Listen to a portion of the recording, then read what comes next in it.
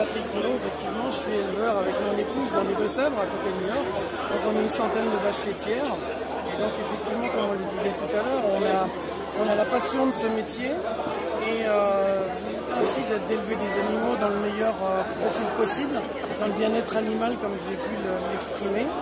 Et puis de faire en sorte de produire de très très bons produits comme le beurre AOP Charentes-Poitou, qu'on peut retrouver sur toutes les grandes tables au niveau de la gastronomie française et à l'international, aussi bien pour les consommateurs ou aussi bien pour les artisans boulangers, comme on le fait ici depuis 20 ans en parrainage avec les meilleurs boulangers pâtissiers de Paris qui feront les meilleurs croissants d'Île-de-France. Vous faites ça depuis combien de temps au niveau du croissant, du meilleur croissant artisanal Depuis une vingtaine d'années, le beurre AOP parraine le meilleur croissant d'Île-de-France. Et quelquefois vous avez des préférences ou pas de toute façon je suppose que vous devez goûter cette année, il y avait plus de 200 croissants, vous avez goûté les 200 croissants? Alors effectivement les membres du jury ont dégusté 230 et quelques croissants, ils en ont retenu 10 et aujourd'hui c'était les 10 meilleurs qui étaient présents. Le pain, vous goûtez les 230. Ils ont goûté effectivement 230 €. Voilà. Donc c'est toute la qualité du feuilletage effectivement des croissants et c'est la qualité de nos beurre Charentes-Poitou aujourd'hui qui ont justement une constance tout au long de l'année. C'est des beurres qui sont fabriqués toujours de la même manière avec des maturations biologiques, des fabrications ancestrales. Et puis c'est ce qui fait la qualité justement de la texture et de la qualité du feuilletage de ces vignoiseries. Voilà, donc Joseph Giraud, je suis le directeur du syndicat qui fait la promotion donc, en fait, du beurre AOP Charentes-Poitou.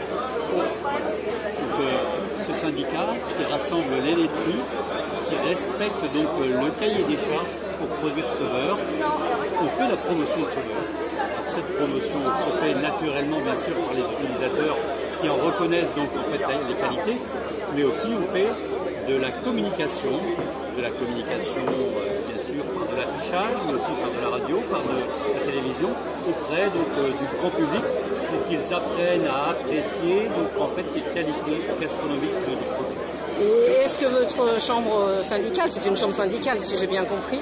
C'est pas une chambre syndicale, c'est une association donc, qui regroupe, c'est un syndicat qui regroupe. Et vous participez à une formation pour des jeunes, pour justement pour la fabrication du beurre? Nous ne faisons pas de formation jeunes. Par contre, nous avons un groupe qui déguste régulièrement, tous les mois, l'ensemble des produits pour vérifier qu'ils correspondent bien sur le plan qualitatif à notre cahier des charges.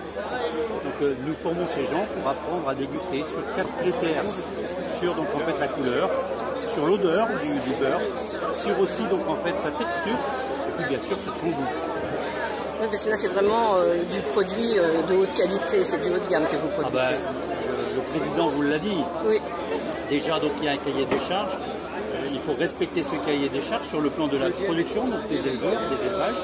Donc dans une zone géographique qui est très limitée, qui est le Charentes-Poitou.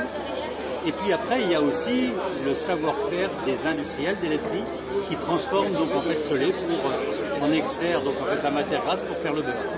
Et ça, c'est aussi quelque chose. Et vous vous placez comment par rapport au beurre breton, au beurre normand? C'est complètement différent, je suppose, au niveau de la fabrication, au niveau du lait des vaches. Encore une fois, on dit le beurre, mais en fait, on ne devrait pas dire le beurre, on devrait dire les beurres. Nos beurres sont très différents des autres beurres, dans le sens où donc, ils sont produits sur une zone géographique qui est très particulière. On a un terroir avec donc un climat qui est très différent, avec une alimentation donc, en fait, de notre troupeau qui s'est adaptée compte tenu de ce climat, compte tenu de ce sol. Et donc notre beurre donc, est fait à partir de ce lait qui est produit sur ce territoire. C'est ça qui fait sa particularité. Son petit goût de noisette aussi, qui est lié donc à cette maturation qui est une maturation longue de la crème. Nous, le beurre, il est produit avec une crème qui est maturée minimum 15 heures.